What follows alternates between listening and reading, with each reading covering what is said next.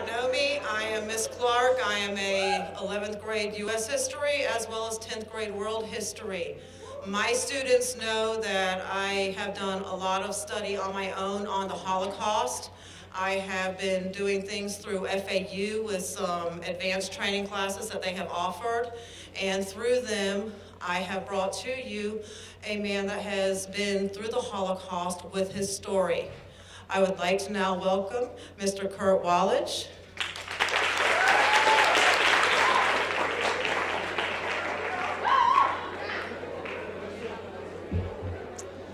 Good afternoon, ladies and gentlemen. First off, I want to say thank you for having me here. It's my pleasure to be here.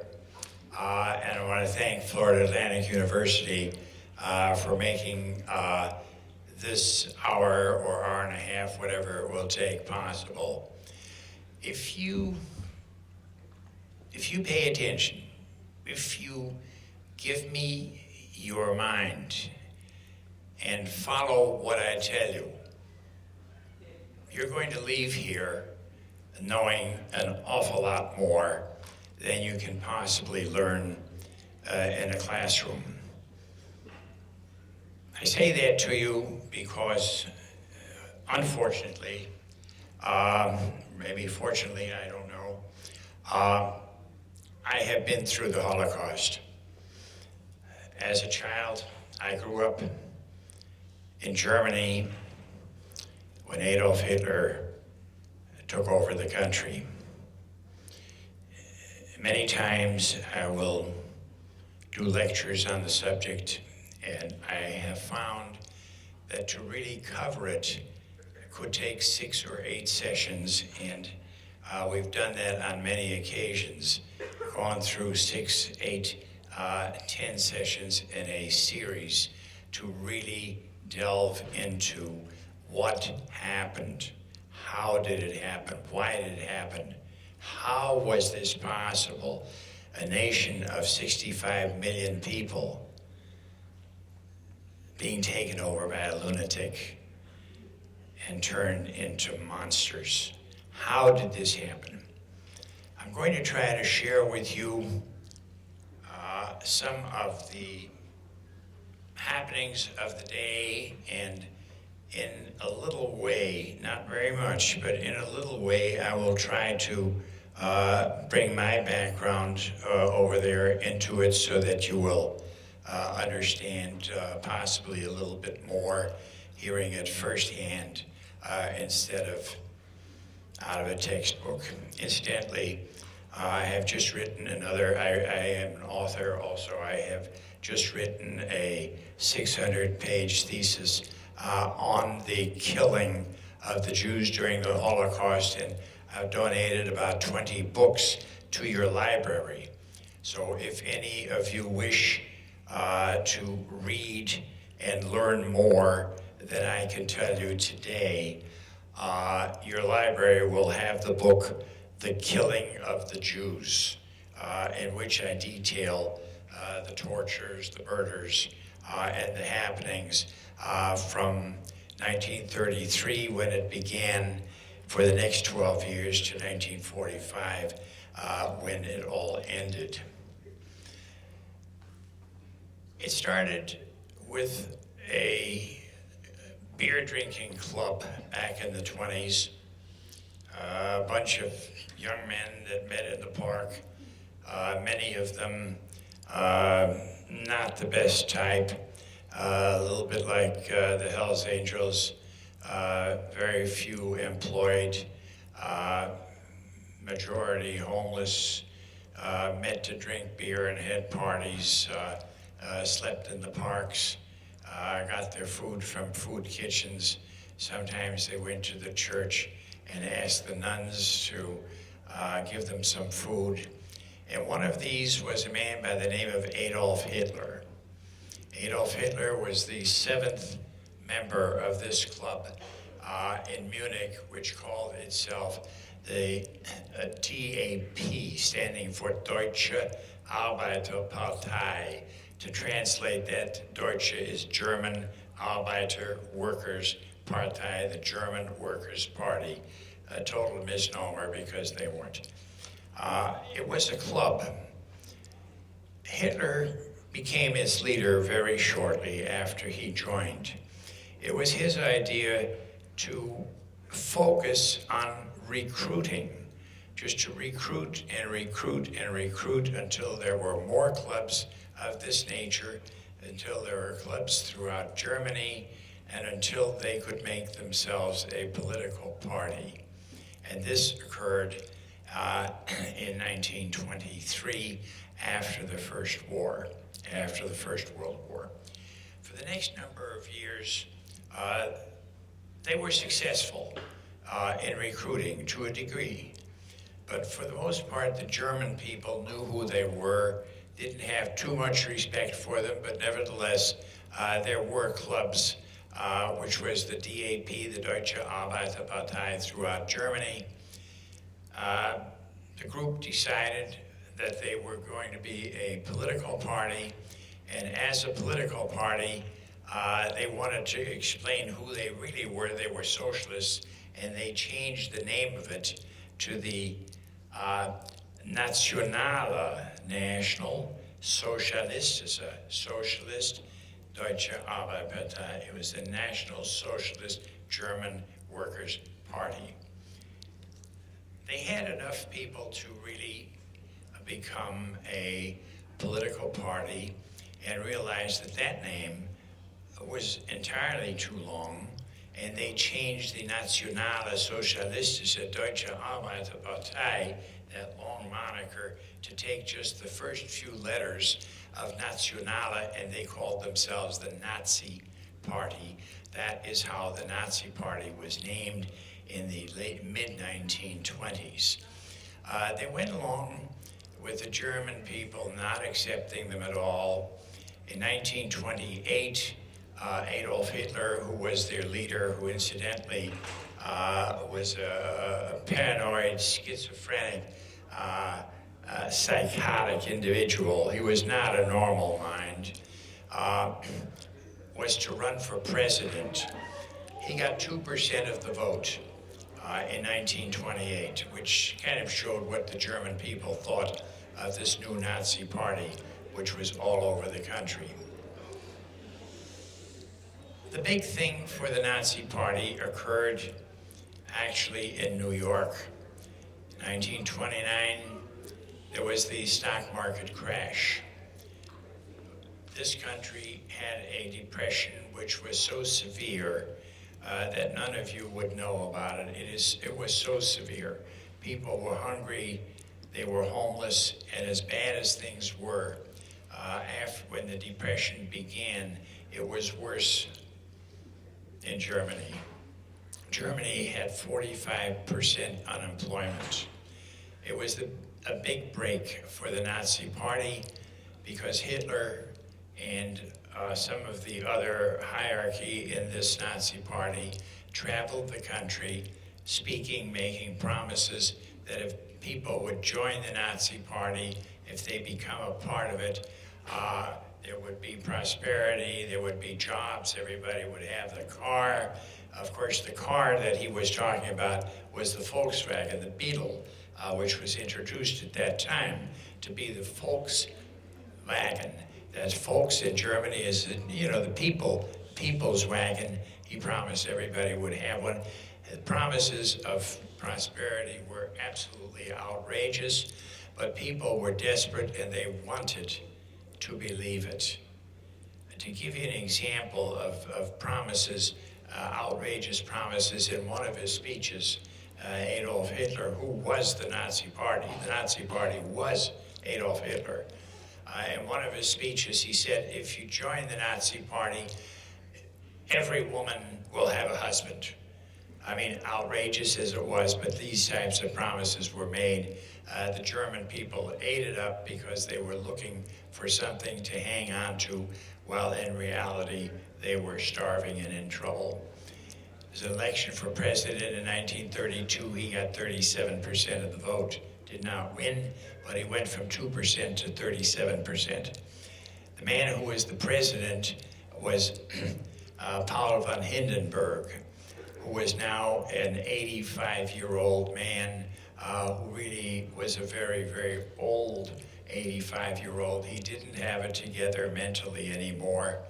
And he sat back as a figurehead, did nothing, as the chancellor. The chancellor did all the governing in Germany. He was the head of every administration.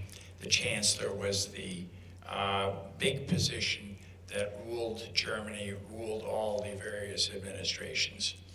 Germany was in deep trouble. There was crime all over the country, anarchy. Many experts will say that Germany was living under anarchy. I am not one of those that would make that statement. I challenge that statement. But it's not that far from wrong that Germany was under anarchy with no laws being enforced. The chancellor of Germany at that time was a man named Henry Brüning. He resigned, not able to take Germany back on a good path. Hindenburg appointed a man by the name of Franz von Papen, who lasted 3 weeks, and he stepped out because he was unable to help Germany, which was in such deep trouble. Hindenburg then went ahead and he appointed a general, General Kurt Schleicher. He resigned after 3 weeks. He was then told, Hindenburg was told, the only way to control the arson that was going on throughout the country and the anarchy that was happening and to restore order in the country was to name the chancellor, to name the head of this Nazi party the chancellor, because it was the Nazis that were doing all this crime throughout the country. If they named the head of the Nazi party, he would be able to control the crime and bring order back to the country. This happened on January 31st, 1933. Hindenburg appointed Adolf Hitler as the Chancellor of Germany. One of the greatest mistakes of world history, because it caused a world war which took the lives of 50 to 52 million people that died in that war.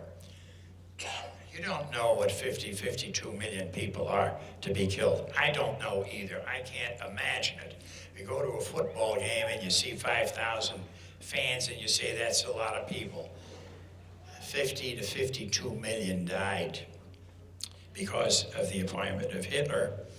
As soon as he came in, he made laws, saw to it that he was to be the ultimate leader, set up secret service where every German was spied upon by volunteers. There were about 20,000 volunteers. The volunteers were in an organization called the Gestapo. The Gestapo was made up of people who volunteered for this job, did not get paid, had to report anything that was said in a negative manner about Hitler or about government. As soon as somebody was reported by a Gestapo volunteer, that person might disappear, never to be seen again. The volunteers in this organization called Gestapo were the population. You had doctors, you had laborers, you had working people, salespeople, artisans, attorneys, accountants, engineers, the whole run of the mill of the German people, teachers, students your age were Gestapo members. And of course, they did not ever let anybody know that they were Gestapo members. Their job was just to listen and report, and listen and report they did to the tune of the incarceration of over 1 million people into work camps that Hitler was building at the time. Hitler was the Nazi Party, as I said. He was a paranoid individual. He was schizophrenic. And he ruled the country as a madman would rule it. He had hatreds for certain people. He hated, with a sick hatred, all people of the Jewish religion. He hated with a sickness all people that belonged to the gypsy tribes. Europe had many gypsies. He felt they had to be murdered. He had an idea that life had to be earned. You had to earn the right to live. If you did not earn the right to live, you had to go into a euthanasia program, which executed all those who did not have a right to live. For instance, somebody who was mentally ill did not earn the right to live. People that were unable to work physically, mentally, physically, or others, did not earn the right to live. The program was called T4. The T4 program was a euthanasia program which was put into effect right after he took over. And as I said, over 1 million people died in this T4 program because they were not fit to live in Hitler's definition of the right to live. He felt that the Jews, most particularly, had to be done away with. Throughout Germany, there was a sign that said, and I'll say it in German, then I'll translate it for you, Juden sind unseren Unglück, which means Jews are our misfortune. The phrase Juden sind unser Unglück, Jews are our misfortune, appeared in every hamlet, in every town, in every city, in almost every store. There were signs in stores that said, Jews enter at your own risk. For instance, a housewife might not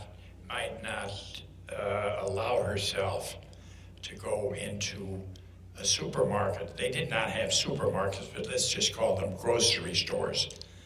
If there was a sign, you may enter at your own risk, there was always the possibility that she never returned. Hitler began to build work camps. The work camps, well, that's a nice word for a great big torture chamber where people were starved, they were beaten, they were shot, they were murdered. It was a barbaric society, a brutal barbaric society under Adolf Hitler. It was an inhumane slaughter and torture of people. Atrocities that we cannot even imagine took place. This was from the day that Hitler took over in January 1933 forward. He had ideas of world conquest, just like he wanted to have these little clubs all over Germany, taking over Germany. He wanted the same thing worldwide, to take over in a program which he called Lebensraum.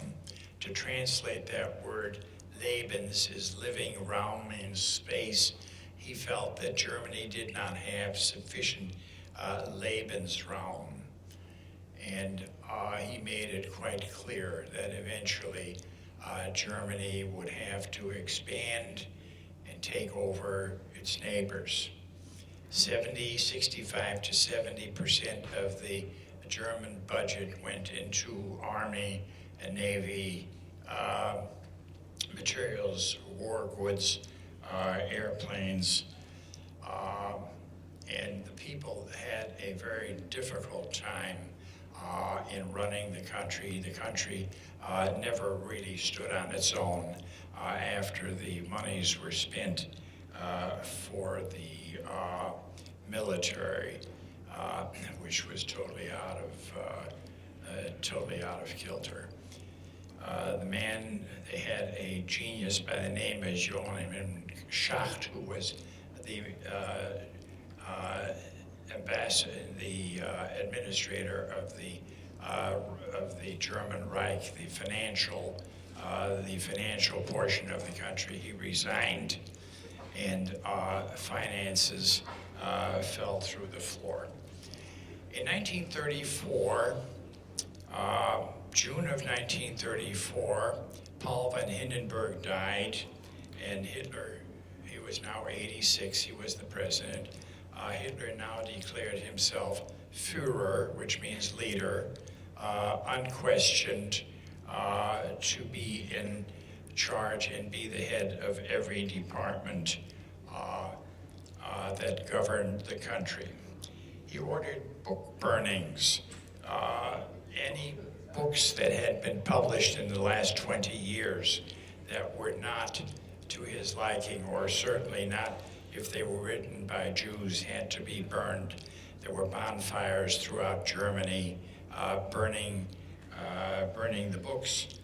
A year after he was in power, he had the Reichstag burned down. The Reichstag is the equivalent to our Capitol building or Parliament in England. Was the Reichstag is the German Congress, so to speak. He had that burned down. The three parties in the Reichstag, the legislators, were known as the Bundestag. The legislators were done away with one by one, and most of them were either murdered or never came back to the legislature meetings for fear that they would be murdered. Rearmament was what was going on, and the war clouds built as early as the mid-1930s, when actually Holocaust was well underway. Germany had 65 million people. It had 560,000 Jews, which represented less than 1%. But in his paranoid mind, he felt, and unfortunately was able to convince the German people, that it was these Jews that were responsible for the First World War, that these Jews were the ones who were responsible for the loss of the war, who created the depression which they were suffering. And anti-Semitism was so bad that not only was there violence against the Jews wherever they were, but there was also a paper violence, as I call it, where the government took their assets. No Jew could visit his safe deposit box, for instance, in a bank without having a representative of the government with him. And the representative would go through the safe deposit box and take at least 25 to 50% what was in the box. German Jews attempted to leave Germany. The government did not disapprove of that. However, anti-Semitism had been built so high in Germany, it spread throughout the world, and no countries would admit German Jews to come onto their shores. 1938, President Roosevelt at the time asked for a conference to be held by the leaders of the world, to be called the Evian Conference, to be held in France, to have leaders of the world's countries come to this conference. And at that meeting, they were to announce how many German Jews the country would accept. The conference at Evian, Spain, is where this was held, was a total failure. There were only 2 countries in the world that were going to allow any Jews to come onto their shores. One was the Dominican Republic, and the other one was Costa Rica. Were the only 2 countries that would admit Jews. What occurred after that, no Jews could go into these 2 countries either, because they both decided that to allow a refugee in would cost $500,000 or the equivalent of that kind of money in 1938 money. So no countries in the world admitted the Jews who were now totally incarcerated in Germany and could not get out. Anti-Semitism spread. It was so severe that it actually became part of government, not only in Germany, in Hungary. They had an organization called the Arrow Cross. The Arrow Cross was very much like the Nazi Party under a man by the name of Ferenc Selassie, and government had an anti-Semitic policy there, which wrote the same laws as the Germans did for the planned extinction of the Jewish race. In Romania, there was Ion Antonescu, who was the president of Romania, had the laws rewritten to be the same as the laws in Germany, and the persecution, the killings, the murders of Jews in those countries was just as commonplace as it was in Germany. Germany was building up to take over the world. It was not a mystery. I was a young man at the time, and it certainly was not a mystery to me. We spoke about it every day. They spent all their money on military, had military parades, and had announced that they felt this was the beginning in 1938 that Austria should become a German state, since Austria shared a common language with Germany. In April of 1938, the German army marched into Austria and took Austria over. The next move was 6 months later. They demanded that Czechoslovakia would capitulate and become a German state. The English and the French objected and called for a conference in Munich. The conference in Munich was a total failure.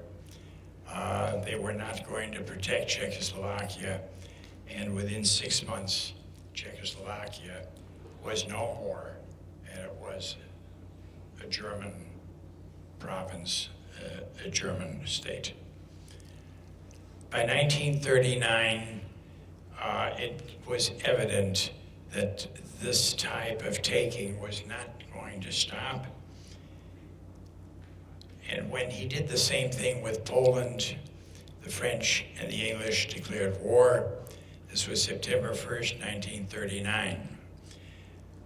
Having taken Czechoslovakia and Austria, added almost 1 million Jews to the 565,000 that were in Germany, and they were now all to be incarcerated.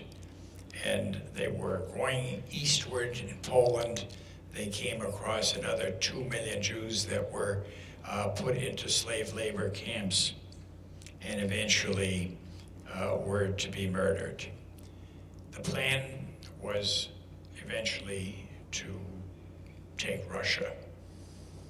It was very plain, it was very evident that this was going to happen. The Germans felt that if they could conquer Russia, they would come into an additional 5 million Jews, which was actually one of their goals. And they began to build what I've always called slaughterhouses. There were many concentration camps where the Jews, the Gypsies, and what he called political opponents were kept. But he now opened 6 slaughterhouses to take care of the killing of the Jews of Russia and Poland that now came under their control. The slaughterhouses were all built on Polish conquered land. There was Sobibor, Treblinka, there's Birkenau, Majdanek, a couple more that every time I give a lecture I forget them. They're right here, but they don't come out. There were 6 of them. The average life expectancy in the slaughterhouses was 32 hours. Trains would come in, carloads of Jews that they had gathered, and they were checked in, and within 32 hours on average, they had been put into gas vans or gas chambers. They had many ways of murder. They normally did not want to just murder. They were more interested in torture, torture first,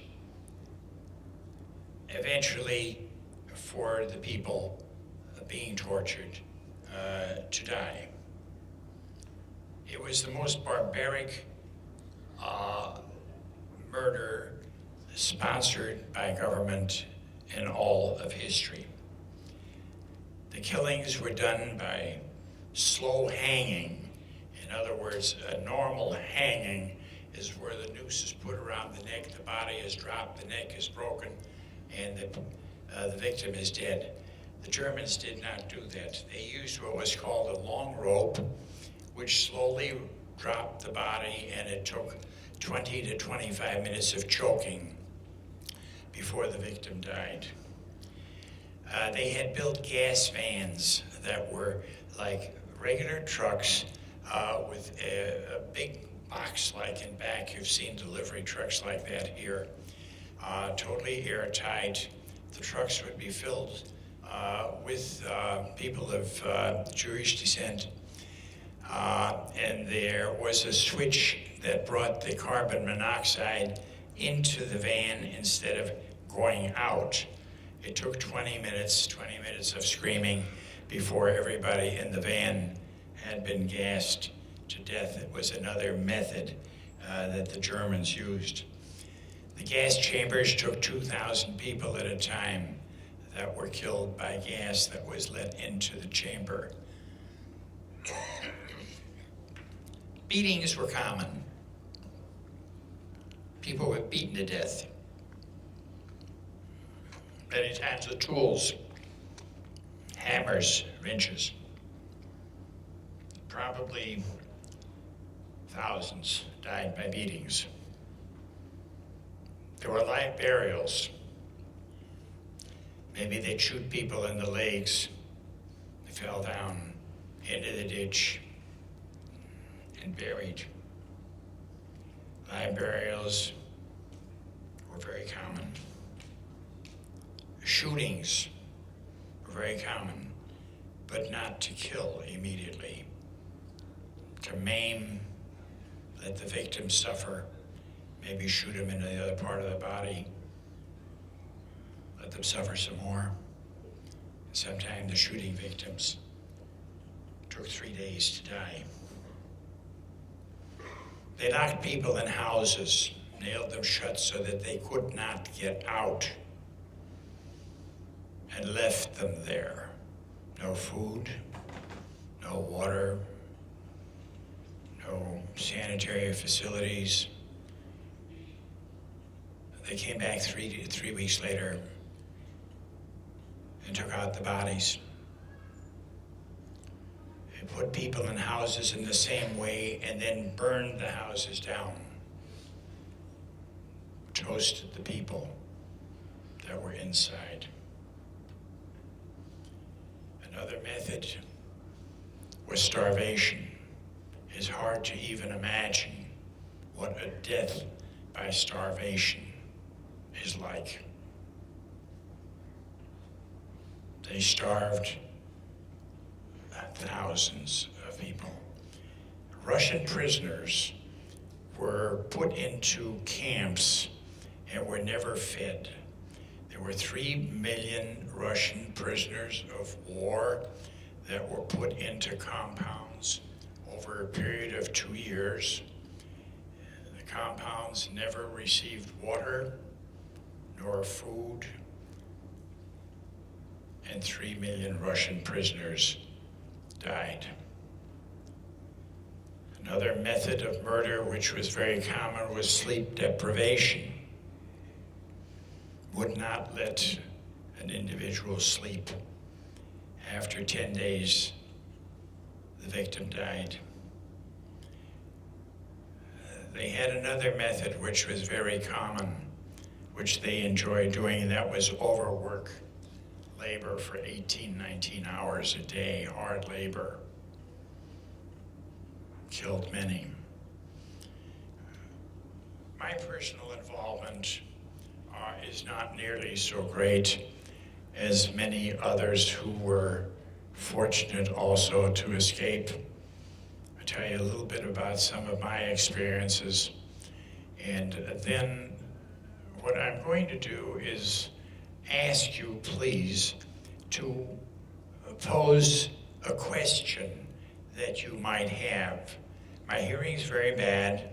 My wife's hearing is very good. So when we get to the question period, question and answers, think about it. Try to come up with a question that I will answer for you. But before we do that, like I said, I'm going to tell you a little bit about my involvement, which was not as great as others. My father was an entrepreneur. He was a successful man in Magdeburg, Germany. He had fought the Nazis throughout the 1920s. When Hitler became the chancellor, he was a marked man. I have a brother and sister. The 3 of us were in school one day when one of my father's employees came to our house, and he said, the local chapter of the Asan, I won't go into that, that's the the Nazi army, so to speak. I don't want to go into that, but they had voted the evening before that they would execute the Wallach family. My mother became panicky and ran down to the school and picked up my sister, my brother, and myself. My dad had come home, and the 5 of us literally ran to the railroad station, which was about a mile away, a mile and a half. We got on a plane, on a train to go to Cologne. The following day, we were in Cologne, which is about 200 miles to the west, and we heard that they came looking for us that afternoon, and they couldn't find us. We had gotten away, which was not the story with so many others. We were there for a few days, and my dad was an influential individual, and he was able to get us into Holland, where we moved, and I had my early years in school, a number of years in Holland, became a Dutch kid when the saber rattling continued in Germany, and it became very evident that Hitler wasn't through and that there was much more ahead. My family, for the most part, uncles, aunts, nieces, nephews, was huge. My dad had 8 brothers and sisters, as did my grandfather, so by geometric progression, you can imagine how large the family was.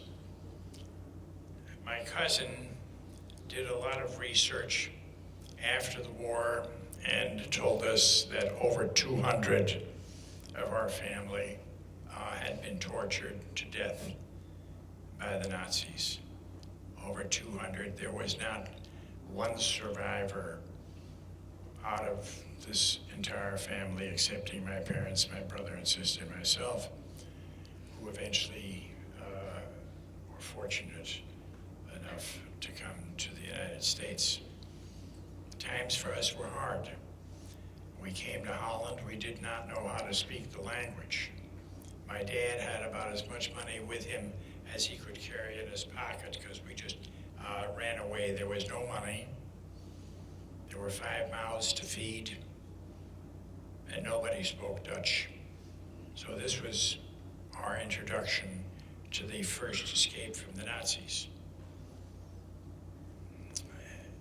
When things continued to boil in Germany, when it became obvious that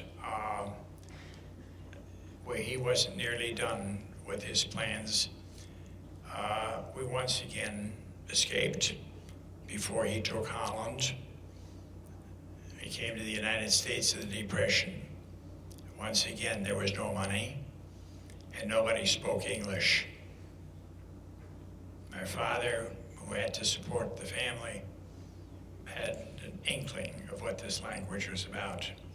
And we came to the States penniless, almost penniless, with no one in the family, the 5 of us, speaking the English language. While in Holland, my dad started an ice cream business in Amsterdam. The kids, my sister, brother, and I had become regular Dutch kids. We were very happy there. The Dutch people were wonderful to us. We didn't suffer the horrible anti-Semitic antics, the killings, the beatings that we had in Germany. In Germany, I came home from school black and blue every day, bloodied, should have been hospitalized a couple of times. I was beaten up every day by a teacher who egged the kids on because I was the only Jewish kid in the class. So I was pretty much a victim there. When the kids didn't beat me up, the teacher did. He was a devout Nazi. He was a fanatic Nazi, and he took it out on this little kid, took out his frustrations. In Holland, my dad started an ice cream business in Amsterdam, on the main street, which is the regular Breestraat in Amsterdam. And around the corner from us, there was another German Jew by the name of Otto Frank. Otto and Edith Frank had come from Hanover, the city about 100 and some miles from Magdeburg where we lived, and they too had escaped. Otto Frank opened up a jelly and jam business around the corner from my mother and dad's ice cream business. They became good friends, obviously. Here were a couple of Jewish families that originally didn't speak Dutch, that were Germans. They were just a block and a half away from each other, so you can imagine they were very, very close.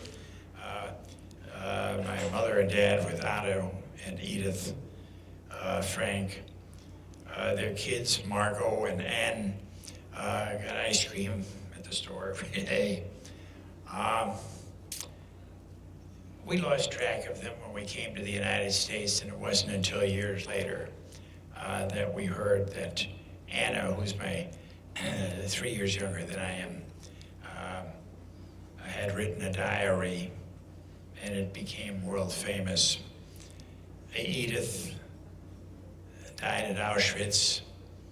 Anna and Margot, her sister, died at Bergen-Belsen in the concentration camps. There were difficult times. There are many, many more stories, family, etc., etc. The killings, the murders. In all, as I told you earlier, 52 million people were killed. Tragic, brutal atrocities, which was the greatest horror in all of history. But there's one more horror which was even worse. And that is of the 50, let's say 50 million, that's a figure that was proven, somewhere between 50 and 52, of those people, 12 million were murdered. They did not die in war by bombs and guns and fighting between soldiers, between armies. They were sentenced to die by the Nazis. They were sentenced to die, and they were tortured and murdered by government decree. It would be very much like if today we were to say President Obama has just made a law that every Baptist in the country had to be murdered. And that's the way 12 million people died, because this is what Adolf Hitler, who was, as I said earlier, the Nazi Party, decreed that they had to be murdered.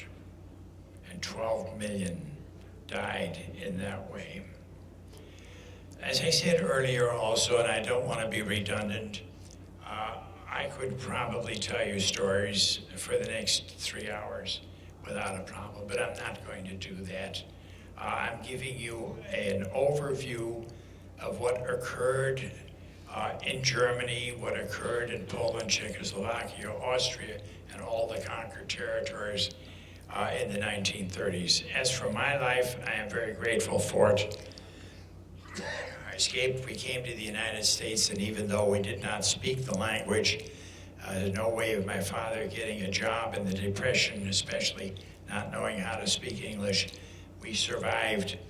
I came out just a few years later. The war began, and I wound up in the Navy. And I volunteered for the underwater demolition. And believe it or not, I trained right here in Fort Pierce in the underwater demolition as an attack boat crew member, the crew of 4 in an LCVP, that's a landing craft vehicle personnel, the crew of 4. We brought the troops in the amphibious, which we were at that time, whereas the founders, the originals of the SEALs. A number of years later, they renamed our outfit SEALs. It was actually 3 separate divisions. One was the underwater guys, the underwater demolition. The other was the attack boats, to which I was attached, that brought the troops in, and the other was the scouts and raiders that went in 6 hours before an invasion and signaled back as to what was going on land. And those poor guys all died. I think the scouts and raiders, when they were involved in an invasion, had about an 80% casualty rate. Our attack boats had a very high casualty rate also, much more so than the underwater demolition. But we were the initial SEALs. We trained here in Fort Pierce, 1944. And from here we wound up in Okinawa, went directly. The invasion of Okinawa, where a great number of my shipmates are still buried under the sands. It was another lifetime ago, and I'm very grateful that I'm here to be able to tell you about it. Since those days, I've become very active with the Holocaust Memorial Museum in Washington. You probably heard of it, or I hope you have. We have had 40 million visitors since we opened the museum. We are the largest museum in Washington, and I invite you all to take the time in the next number of years, if you can, in the future, to visit the United States Holocaust Memorial Museum in Washington, D.C. You'll have an experience you'll never forget. I'm going to cut short now, and I'm going to ask you to pose some questions that may be in your mind. Marilyn, would you stand up, please? Marilyn, as I told you before, has very good ears. I do not. So speak up and ask your question. Raise your hand, and she'll call on you. And repeat the question to me.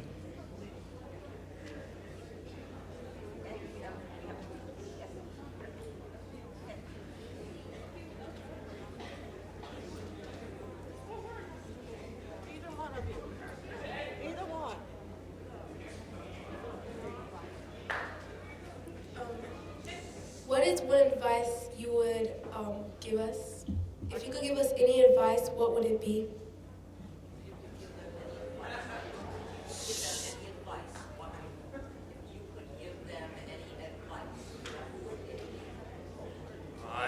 It's a difficult question. It's a simple question, both.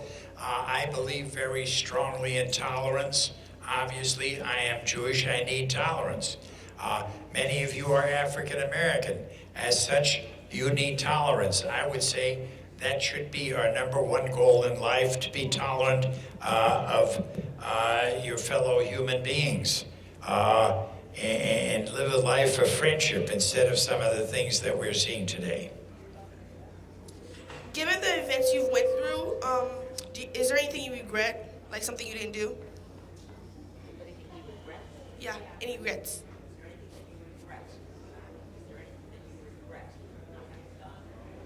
Well, you know, having escaped, it's very hard to regret. The word would probably be more grateful than regretful. I regret, of course, that I lost my family. We lost, as I said, over 200. I went to school in Holland for a number of years with a very, very dear friend. His name was Harry Spitler. Harry and I were inseparable buddies through elementary school in Holland.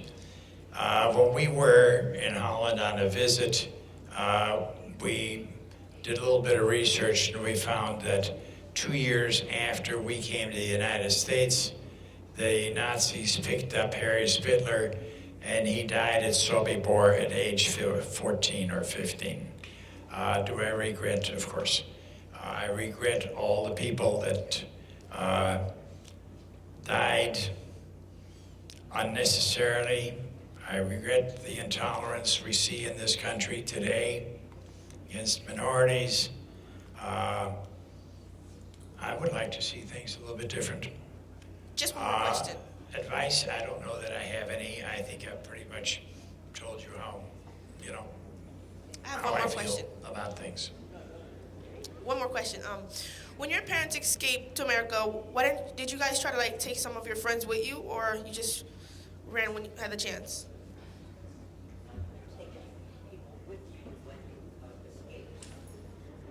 No, just the five of us. However, when we settled in Cleveland, and my father was able to rescue 13 people from the Nazis through the State Department. We did not bring anybody with us. We were just happy we could come.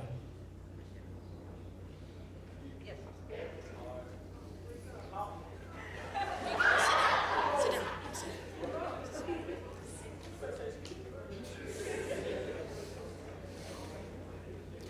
If you had a chance to ever do it again, or see someone like Hitler upcoming in this world, would you stop him?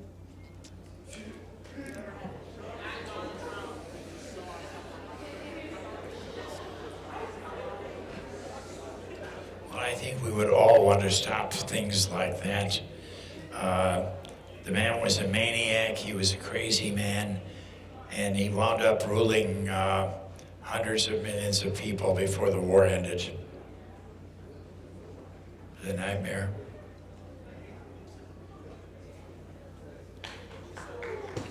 All right, look. How old were you when you joined the Navy, and how old are you currently? How old were you when you joined the Navy? I joined the Navy at 17. Now, in those days, this was 1944, The law of the land was that when a young man turned 18, within 3 days of his birthday, now this is federal law, within 3 days of his birthday, he had to register at the nearest post office. And he was registering for the draft. And after you registered, within a week or so, or 10 days, you got a notice to report for induction. Now, I didn't want to go to the Army, so I didn't wait until my 18th birthday, and I enlisted in the Navy prior to then. I was in the Navy 1944, 45, and 46. How old are you now? I'm going to be 90 next month.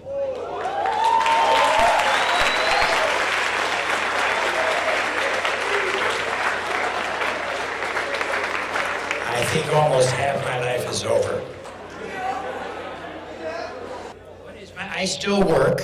I will never quit. I'm in the office 5 days a week. I'm president of Kirchhoff Growth Industries. Kirchhoff Growth Industries is a company that I started when I was still in undergraduate school.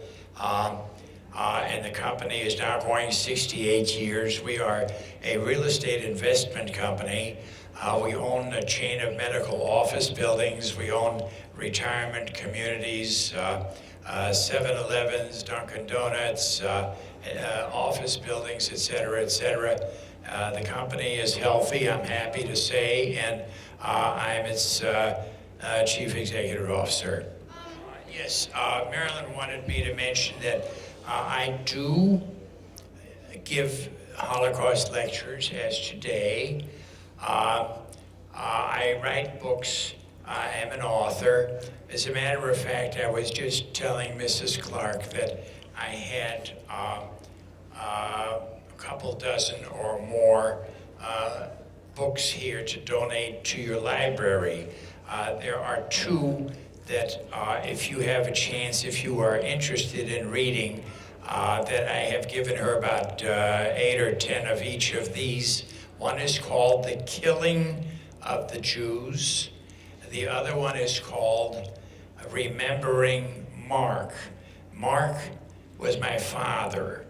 Remembering Mark did the country quite well. It was probably my most successful book. The Killing of the Jews is a little bit harder reading. It's very, very difficult to read about how they butchered human beings and tortured them to death. There's 600 pages in that book. You might want to look at it. Remembering Mark is very easy reading. After you left Germany, did you ever return? Marilyn and I go to Europe every year or two.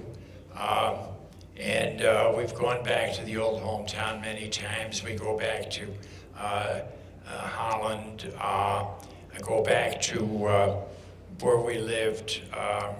We make a regular vacation thing out of Europe almost every year. It's a funny thing. My Dutch left me completely. I cannot speak Dutch at all, although that was my best language. German, absolutely fluent. I can speak the language just like I'm speaking to you in English. I can speak German. I don't know why I cannot speak Dutch, but German is still fluent, and we go to Germany. I'm very much at home there. Hi, how are you doing today? Growing up as a kid, at first, did you realize what was going on at that moment as a child? Well, what was different from what you do probably was that first thing in the morning, we turned on the radio to hear the news at 8 o'clock in the morning. Then we listened again at 12 if we had a chance. And at 4 o'clock when we got out of school, we listened to the news. And we listened to it at dinner time and before we went to bed at 11 o'clock. We had to keep up with it. The newspapers were always old news because it took a whole day before we, they had yesterday's news, but we kept up with the news. Growing up in the United States was a wonderful thing. For a number of years, I was a tennis professional. While I was head of Curtail Growth Industries, that's my company, I took off and played tennis professionally. I've written several books on tennis. As a child, you said that you would come home and you would be abused because all of your other classmates and your teacher were being abusive to you. What did you use to get yourself through every day of having to go through all that? It was bloody. I was afraid to go to school. It was harrowing, as you can imagine. I was afraid. I got to school. After school, I got beat up. I just couldn't go home like everybody else. I had to get beat up first. This is the way it was. So you had mentioned that you had known Anne Frank personally. Can you describe maybe a couple stories or anything about her that you remember? Well, she came into the store. We were just kids, you know. Anne must have been probably 8 or 9 years old, you know, and Marco was a couple of years older. They were right around the corner from Dad's place. Just a couple of kids, you know. Little did we ever know that she'd become famous. All right, good afternoon, sir. I just wanted to ask you about maybe like one of your biggest successes in your life. I want to know how you met your wife. I'm going to tell you how we met. It's really a funny story. My company had 46 building lots in Houston, and I decided that I was single, that I would go out there and build 46 houses and come back home. And I went to Houston, and instead of renting an apartment, I bought a house. And I built out the subdivision, and then I was ready to go back home, come back home to Florida. And the way I had a method of my own of selling a house, and that was to call all the realtors in the area and have them come out and look at the house, bring their salespeople, and then the one that would give me the most action, I would give them an exclusive right of sale once I left to come back home. Well, one of the salespeople that came to look at the house was this lady. She wanted to have the listing, and she looked pretty good to me. I asked her if she was single. She said yes, and she agreed to go out with me. So we went out to dinner Wednesday night and Thursday night, and Friday night I asked her to marry me.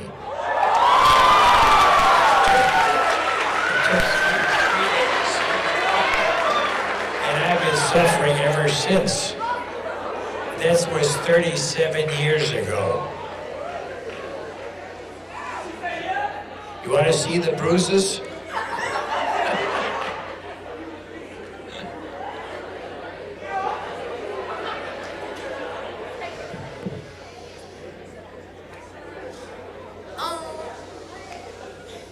She said yes. I think fortunately or unfortunately, I'm not sure. But listen, let me thank you very much for being a wonderful, attentive audience. I really, really enjoyed talking to you. We have one more question.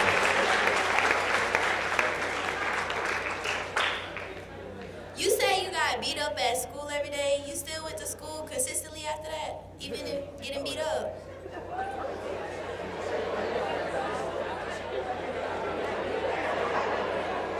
I was afraid to go to school. It was very frightening. My mother made me go to school. I think she was wrong. She was wrong because I really paid dearly to go to school. Once again, let me say thank you for being a wonderful audience that you were.